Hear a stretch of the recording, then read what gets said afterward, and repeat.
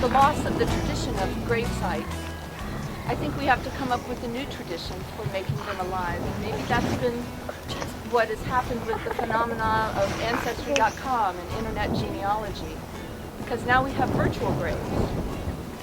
We have a way to remember the dead because we have family trees. We have old photos posted online. We have just this huge explosion of interest in genealogy in connection with the TV programs, Who Do You Think You Are, and the PBS program. My personal interest in this, and I've told several of you this, that about 7 years ago perhaps, my mother became ill, and I realized I had to straighten her house up, and she had saved every piece of paper she'd ever come across in her life. She was a bit of a hoarder, but not like the kind you see on TV. She just saved everything as if it were a souvenir. This is a souvenir of the Hershey bar I bought last week. This is a souvenir of the rent I paid in 1962. And in the midst of the souvenir of every receipt she'd ever had, every check she'd ever written, every letter she'd ever received, whether it was from her brothers who served in World War II, whether it was from relatives who were present during the Pearl Harbor bombing, whether it was old letters from people now long gone, mixed in with the receipts of the Hershey bars, etc. I mean, she'd have birth certificates for himself. He didn't source anything. You know, he didn't write it down for us. He just wrote it down. And so then I had to go about the business of reconstructing the sources, and I'm still doing that. That's going to take another 100 years, I think. But he did hear the stories directly about coming from here, and the marriages, and Valentia Island, and Dingle, and our Lynch woman, Joanna Lynch from Dingle. We have other relatives from this area.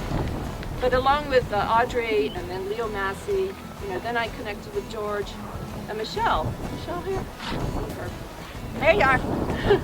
So the three of us got online together and started talking strictly Ferriter business, you know. And it's been a great journey. But I just want to add a few more comments and say that initially, I really didn't care about anybody alive. In this investigation, it's all about researching and just doing the family tree. And I liked connecting with other people who were researching, but I really didn't want to gather. I wasn't interested in that family reunion thing so much. I've been to some family reunions remotely, and they seem to be pretty much a colossal waste of time hanging out with people you didn't like or care about that much, you know, or have much in common with. So I didn't see much use in that until my daughter Jessie connected with a cousin that my mother hadn't seen since he was an infant. She called me up, she said, he's down the road, 40 minutes from us. And we had a reunion there, and he came and he cried for 3 hours because he found my mother again. They didn't know where either was. They'd been lost to the wind. He cried for 3 hours, and then 3 days later my mother died. Oh, she had come full circle, as we all must. The connection with family, we start out close with our family, we separate, we go on our own. We must come back to family. We start out united with this universe, and we become unique and aware of our separateness. And we must come full circle and become unified again. And that's why we come here. We know there's a circle. We know there's something greater than what we are. We know there's a past family that is connected to us, that's still here with us. And that's all I have to say.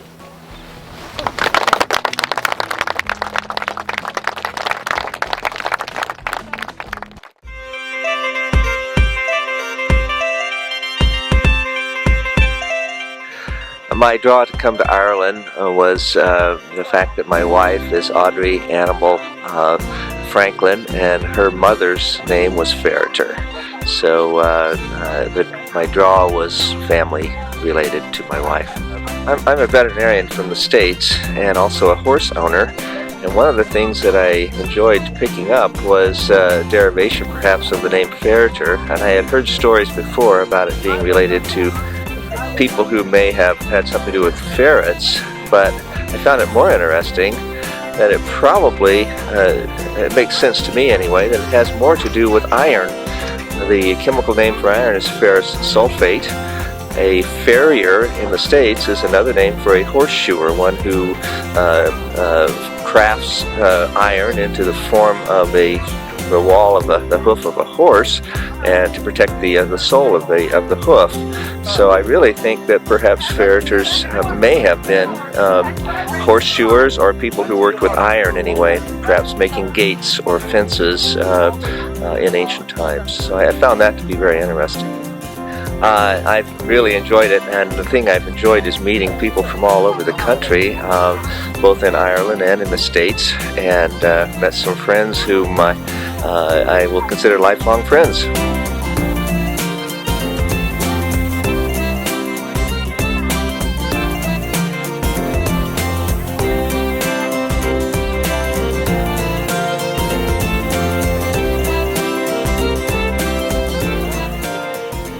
Yeah, I'm a professional historian, and I did the history of the surname maybe in 2002, not realizing that there was such interest. It was an academic exercise because I was just interested in the history of the area, and I looked for a surname that really illustrated, you know, what was interesting about the history of the area, because my speciality is the 13th, 14th century as a historian, and I just picked the Ferriters because they were particularly interesting.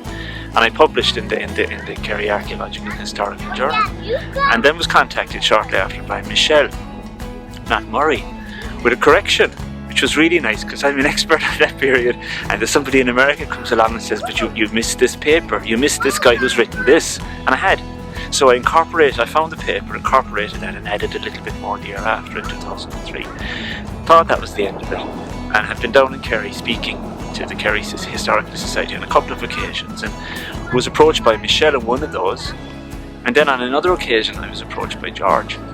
They had come over and they were here, and they knew about me, and they'd come specifically to hear me talking because of the work I'd done with the Ferriters. So I was honoured. And so some time back, Maggie is organising this and contacts me and says she'd like to have me speak last year. I was quite happy to speak, and came down here and with my wife, and we've been speaking and touring and drinking and making a good time. You're an adopted ferriter. Yes, I think so. An honorary ferriter, which is lovely. And we're not quite finished yet because there's always a little bit more work. And I've been talking to the ferriter scholars who are working, like George and Michelle and Maggie, and hoping to add some more to the story, maybe in a year or two. Maybe go and publish something again, update the work, and so on and so forth.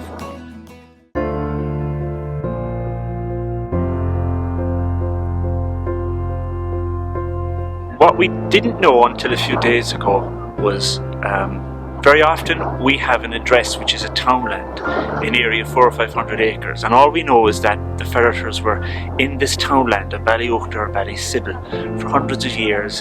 They had a house. We know they had a castle, and we know where the castle is, but we didn't know where the house was because they didn't live in the castle. It's windy, it's cold. It's a place you go in times of threat. You bring your cattle and you put them inside in the castle walls. But there had to be a more civilized house where in normal times they lived, and nobody knows where it was. And I just, in preparation for coming down here to give these talks, I did some work, and I was amazed to see in the earliest good maps we have from the 1830s, there's a house called Sybil House. So when I went and checked the later maps, the house disappears, but the plot that it was on is there, and the walls around that plot are there. So we think, to make a long story short, that this was, in fact we're sure that this was the house known variously as Ballysybil or Ferriters Cove, where the later Ferriters lived, the later Ferriter gentry, lived in the 16 and 1700s. And they die out in the 1750s, but the house is still there in 1830. And then the house is gone, except the plot that the house was on and the walls, some of the walls surrounding it. We've gone and looked at the walls, and those walls very much look like 17th century walls. So we're pretty sure that the house where the Ferriters lived for maybe 200 years, from the 1500s through to the 1750s, 1760s, stood on that site and was demolished sometime around the 1830s or 1840s. We don't know the site in Ballyferriter, the second site, but we know this first site, and it gives a place where the Ferriters can go and say, you know, this is where our ancestors lived, in addition to the castle which is nearby as well. And the only other thing about that is the house is on the edge of a cove called Ferriter's Cove, where the Ferriters were the leading smugglers in brandy from Spain, tobacco and stuff like that. The English government taxed all these to raise revenue. The Ferriters bypassed this, and they managed to do that, and it was part of their income, their living. So we can see the Ferriters again very romantically as smugglers, gentry smugglers, people that are organising smuggling, cheating the English of tax income basically. So it's a bit revolutionary. So do you feel like this is something that you found the foundation of this house yesterday? Is that what we found the exact site of the house. Unfortunately, there's a modern bungalow on it, because in Ireland, if a site is marked as having historical importance, if you go and build a bungalow or something, the archaeologists have to come in and excavate first. Unfortunately, this house is there 10 or 15 years, and we've only discovered the Ferriter connection last week. So our problem is that we found the exact site where the Ferriter gentry would have lived for a couple of hundred years, and certainly where, for instance, Pierce Ferriter, the poet, would have lived. He had two houses. It was one of the two houses of the family. That is amazing that you guys just have found this thing while the family is here. I mean, that's such a poignant thing to have happen. Yeah, you're never finished in research. It's exciting. You're never. There's always possibilities, and sometimes the stuff is under your nose in a place where you just don't expect to find it. Like the first maps. Who expects to find this house called Sybil House? It's not in any of the later maps because it's demolished shortly after. So we just get it before it dies, and that record now tells us enough. And that leads us to the Okay. Thank you, Paul. I appreciate your time.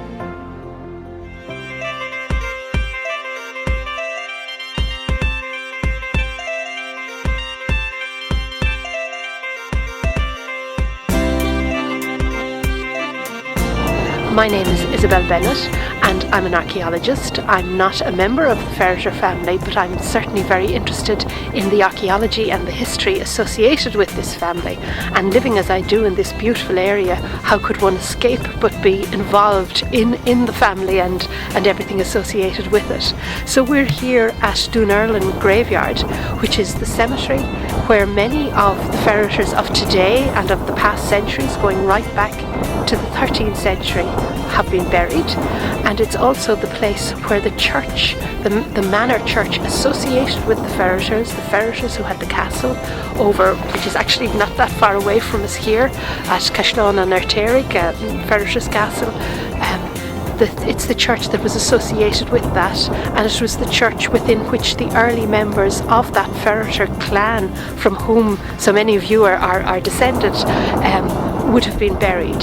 And I just think it's so wonderful that still today, not that people are buried here, of course, not from the sad aspect of people dying, but the continuity that over all of those centuries, that you can still go in there today and see the Ferriter name on more recent graves, because that family are still here after all these centuries, and also many of the other Anglo-Norman names, families that came into this area at the same time as the Ferriters came in, and that they too are still here, and that they would have been intermarried with Ferriters over all of those centuries. So this cemetery is like I suppose a great reminder of all that has gone before, and it's in a beautiful place, a beautiful location with Mount Brandon behind us. So it's just a wonderful place to visit.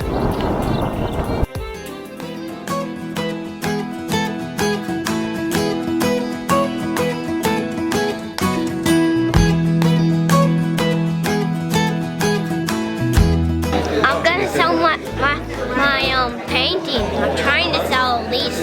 I got a picture of a leprechaun and a cat. Is that cotton candy? I'm painting John Russell Ferriter. That's Margaret Owen's father. This is the picture, obviously, I'm painting from. So first I sketched it out, wanted to get the shapes right, and then I just looked at the picture and picked out the areas of highlights, the areas of shadows, and I'm throwing some color on there now. So like right there's the castle, and there's the Three Sisters. Three Sisters Mountains. One. This is a print of a painting of a place called Minglass, which is on the road to Castledurr in County Donegal, which is known as the Durd Line, because it's very quiet up there. You can set up and you can paint away, and there's very little traffic, and you can spend hours and hours in the middle of the forest. 2005, 2006, I used to come down to Ballyferrin. Well, done a few times to Dingle, and I did a series of paintings, Dingle Harbour, and Sybil Head, and Sleigh Head. I came to Ireland because my mother, who is the Ferriter, talked about it her whole life. She was so proud of her Irish Catholic heritage, and her family had hard times in the United States, but she loved Ireland. She adored her father. And all my life I have heard about Ireland, and I felt like somehow I belonged there, and I wanted to come and see the land. My mom died 3 years ago, and I had dried some flowers off her casket, and I picked a rose out of those flowers and I left them at the Ferriter Castle. And I said, Mom, I brought you here. I am Ferriter. I'm a member of the Ferriter family of Corcorina. And I would have met Maggie Campbell Ferriter last September. I would have heard about the Ferriter gathering, and I would also have had researched a lot of my family history, and I would have been aware that there would have been a lot of interest amongst Americans, people who had emigrated from West Kerry down through the years, ancestors would have emigrated down through the years, that they had a fierce interest. And I saw the opportunity of, number one, sitting in at the meeting a lot of my old ancestral relations, and also, of course, renewing. It was a renewal for me of all the research that I had done some 20 or 30 years ago. I've been so busy over the last 20 years in my own work, in my own field, that I wouldn't have concentrated as much on this research. Okay. So it all came together again. You're researching My family tree, from my own side. And that family tree would have gone back to Pierce Ferriter's grandfather. Having said that, Paul McCotter would cast doubts on whether Pierce had a son called Morris or not. I would have in my possession a manuscript which would have come from my great uncle James Ferriter, who was killed in Montana, who was in one of the three brothers that was in Montana, Booth, Montana. And that manuscript was given to me by my auntie, and that had specifically gone through some of the family tree, and it said Pierce Maciamin Macona Funduna. Now, Paul was casting doubts on whether Pierce had a son Murish. Right? According to the manuscript I have, he did. And also, he was casting doubts on whether Tullapanduna ever existed. In other words, he was saying that it was more than likely Pierce, Maciamin, Macmurish. But I would be contending, if I believe the manuscript, that it wasn't Murish, but it was Tullapanduna, which would cast a very strong, and this is something that came up very interestingly over the weekend about the Moriarty connection. Right. Because Tullapanduna was a Moriarty. You probably heard that before. Very interesting. I suppose we'll never be able to solve that riddle. But it's nice that other people are thinking the same way and that there are other sides. One trait is the friendliness of people. I mean, I would always have found that the Ferriters would be very friendly and very cooperative. And certainly, there was a lot of friendliness and friendships over the past 2 or 3 days.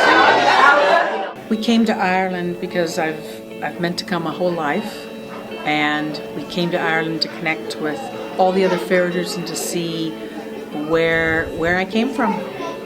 Conference was amazing. We enjoyed every minute of it, learning all these wonderful things about the Ferriter family, and being able to connect all that with this incredible landscape that we've seen has just been amazing. My most memorable moment, I believe, was hiking up to the Ferriter Castle and touching the wall with my hand and feeling that connection just coming right up from the ground into me, that connection with all my ancestors, with the Ferriters, with my father, my grandfather, my grandfather's grandfather. Just, that was amazing. It was amazing. You know, I've always been told that I'm very outgoing, and I've always been told no matter what job I'm working, whether I'm sitting behind a desk or whatever I'm doing, I've always been told that I'm a very creative person. And I never really felt that as much. And now that I'm here and I've met all these other Ferriters that are so talented, whether it's art or music or speaking, I just feel as though I fit right in. The Ferriters are, they're outgoing, they're confident. It's a wonderful family to be a part of.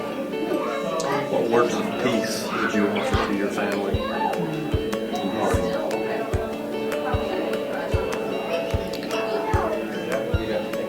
First off, I would love, now that I've put the faces with the names, would love to be able to stay connected for the rest of my life.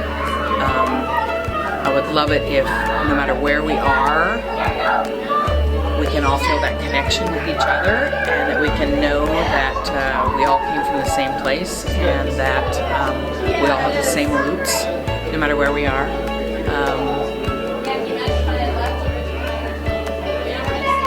It's just been an amazing experience.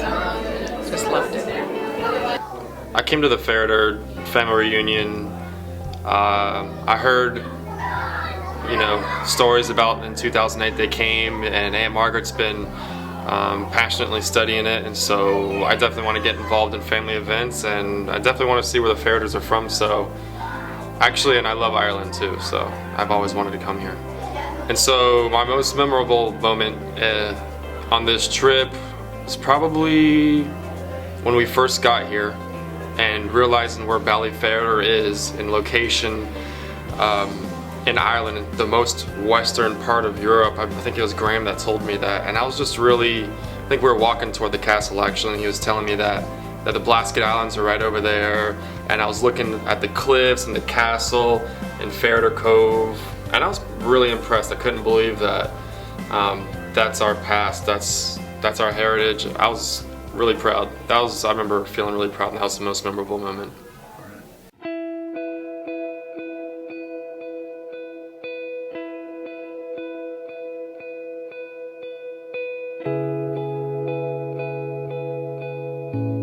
I came to Ireland for this family gathering because of my deep love of history, and history is personal, and when you shrink history down to families, that's when it becomes more real to people. And so I have a broad interest in history and then a narrow one. And the narrow one is my family, and that's why I came, because of the history of the Ferriter family, which is extensive and fascinating. My favorite memory of the conference was listening to Mr. Paul McCotter, because he's obviously a very talented researcher himself, and when you see someone pull up, change oral history into facts, that's when you know you have substantial understanding of the past of a family. Okay.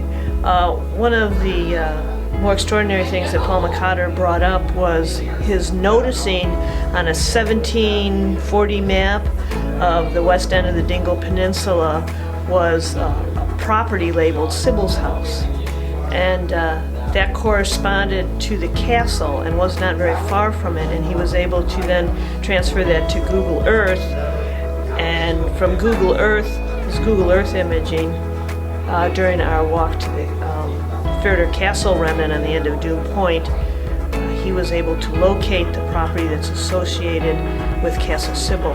And so that was fascinating to be there during that process. Am I done? I know you can edit. My fondest memory will be looking out on the audience and seeing all the different faces from the different corners of the United States and Ireland whose origins were here on the Dingle Peninsula. We actually all got together. portion of us.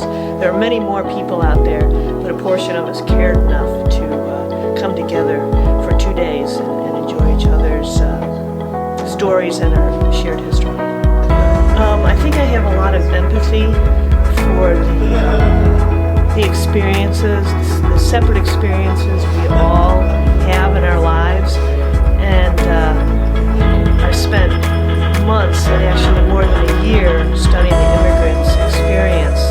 And so then when I got toward the end of it and I was showing the photos, the few photos, just a fraction of the photos of the immigrants who left the end of the Dingle Peninsula that ended up in America, I got emotional because I was thinking of all the agony that they actually endured in their immigration, and it was multi-layered experiences that they had to endure, and the successive generations that benefited from that, and that's kind of been lost. What they endured has been lost in the present day, and when it came up, I got emotional about what their sacrifice. So at the Ferriter family gathering, what have you discovered about one another while you were here? Oh, well. She snores. No, I'm just joking. Honestly, I think we learned a lot about ourselves and like where we came from, but as far as the two of us learning about each other, we know it all already. Oh, okay. Yep. Already bubbled.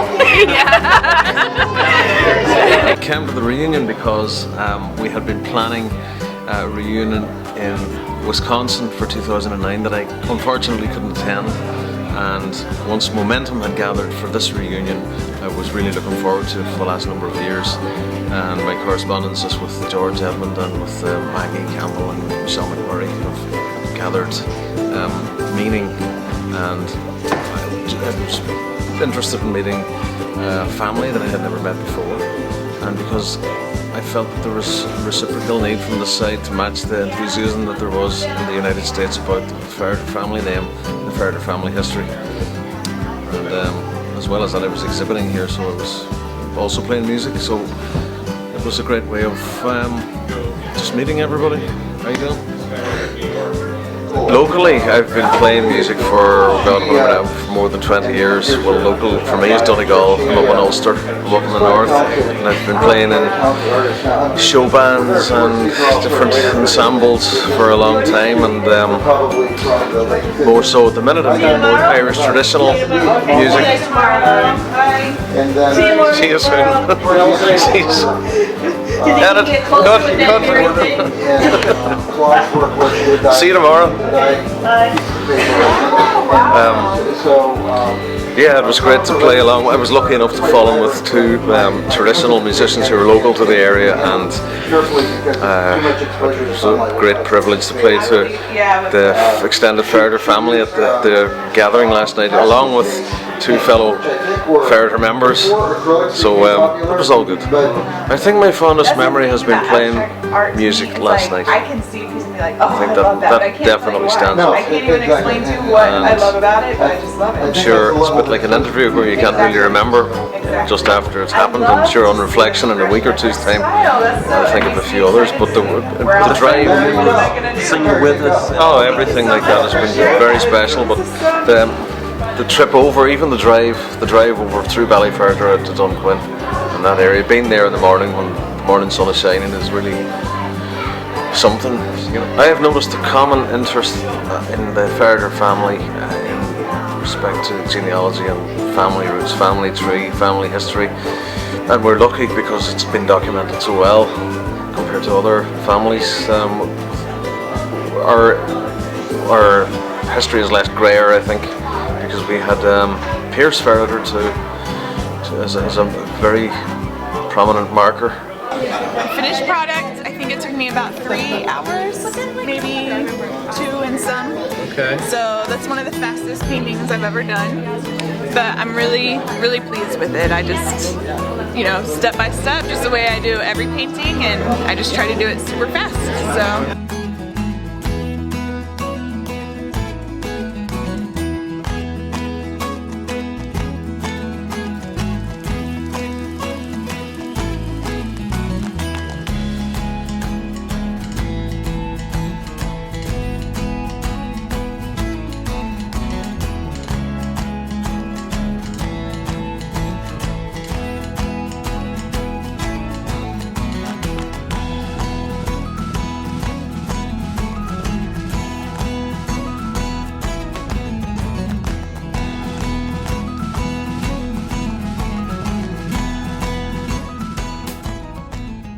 George Ferriter actually first contacted me a couple of years ago, and since then George, Maggie and Michelle Ferriter have all been in contact with me by email, so it's really wonderful to meet them all, and everyone else of course, since I arrived here.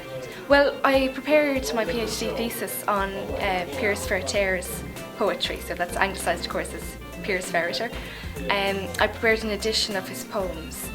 So I looked at the manuscript sources and at the different variants and versions of his poems that can be found in manuscripts, and studied the language of the poems and so forth for my thesis. But Pierce Ferriter is a particularly interesting poet. I mean, he's a 17th century poet, but his memory continues and it lives on in the area here on the Dingle Peninsula. So he is a figure in oral tradition. And he in addition to his literary poems that survive in manuscript, a number of verses are ascribed to him within the oral tradition as well, and a lot of place names in the area are related, some to him and many to other members of his family, and the surname is quite prominent here in the area. Many people of course will know of Ferriter itself, which is very close to where the castle still stands, which is closely connected to the Ferriters and to Pierce Ferriter himself. Have you seen the castle? Oh, I have. I'd seen it before, of course, but I was out yesterday with a group from the Ferriter gathering, so that was quite something. A local man by the name of Padraig Ferriter brought a group of us out, so it was a beautiful, beautiful day, so it was great. So what was it like to spend all that time and work working on your thesis and then to present that to the family? Yeah, it was a very different audience to audiences I might speak to at conferences and to my own students, but it was really fantastic, and I think people I was a little taken aback at the enthusiasm that people showed for his poetry. A number of people told me that they were very aware of Pierce Ferriter being renowned as a poet, but they obviously weren't as familiar with his actual poetry. So it was nice to be able to talk to people about that, and of course it was wonderful then to meet people who are interested in the poetry and who have lots of information themselves then about him, particularly about sort of historical figures that are connected to his poems and that.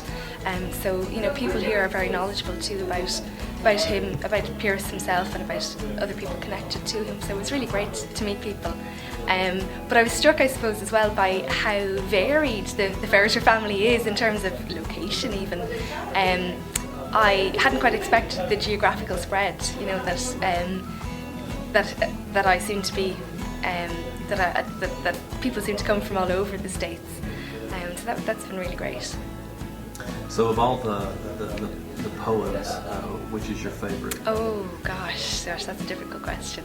I think the most striking poem by Pierce Ferriter is a love poem he composed for Meg Russell. It's probably his most famous poem as well in this day and age. In Irish it's called Tugus Ansucht Dói Ghaulde, and translates into English then as I loved an English maiden.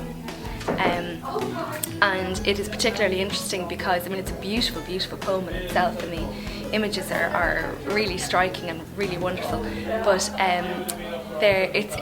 it's doubly interesting because we can identify the woman in question, a young woman, and we can work out a connection then between Pierce Ferriter and this particular woman. A scholar by the name of Moira Vacathy has done a lot of work on the connection, and it seems that Pierce, while the persona of the poet within the poem is declaring his love for this English maiden or English girl, it isn't quite clear whether that's Pierce Ferriter speaking as himself. I would be more inclined to think that this should be really considered as a political poem, and that Pierce Ferriter is aligning himself with his landlord, because the connection depends on the Earl of Cork, who was Pierce's landlord at the time, and whose son was engaged to Meg Russell. And that we know that the engagement between the two, the young Richard Boyle and Meg Russell, lasted from the year 1629 up until 1631. So that means that we can restrict, I suppose, or confine the possible time of composition of this poem to that 2-year period, and that's quite remarkable for a poem from this period, and from the tradition of courtly love poetry to which it belongs. Yeah, so it's really, yeah, I think that's some of the reason why I really particularly like that poem.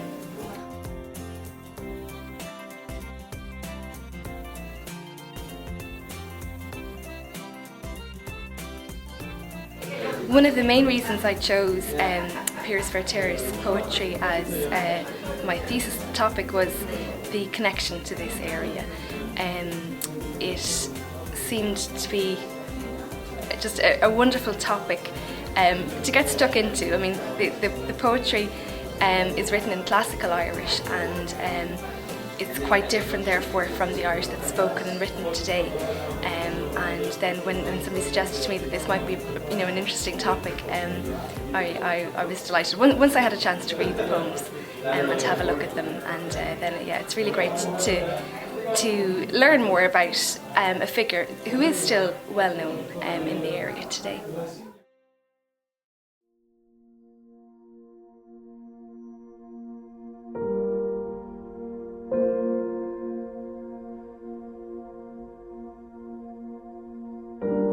"43 years ago, I met a gentleman on a bus who told me that his name was Pierce Ferriter, and I looked at him in utter disbelief, because I had spent what I considered the best years of my life, that is my teenage years, trying to memorise the poetry of Pierce Ferriter in Irish. The first one I learned was the Chulas Scéal the Chéas ar Lome, which was addressed in our lecture last week. And I subsequently became engaged to that gentleman after 5 weeks, and the rest is history. We're nearly 43 years married. So I came here because he was coming. The thing that surprised me, and if I may say so, pleased me the most, was to discover the common interest we have in the culture of the area, and in Irish culture, language, music, and the genuine interest that our American relatives have, even though many generations separate our American cousins from the homeland here and from the home area, that sustained interest that had stayed with them through the generations. And it has made me think about appreciating my own culture so much more. To all of the Ferriters, I would like to say, be true to yourselves, be true to your noble heritage, be true to the culture that is in you, and continue to delve into that culture and to develop it and to pass it on to your children, because it's a treasure worth having.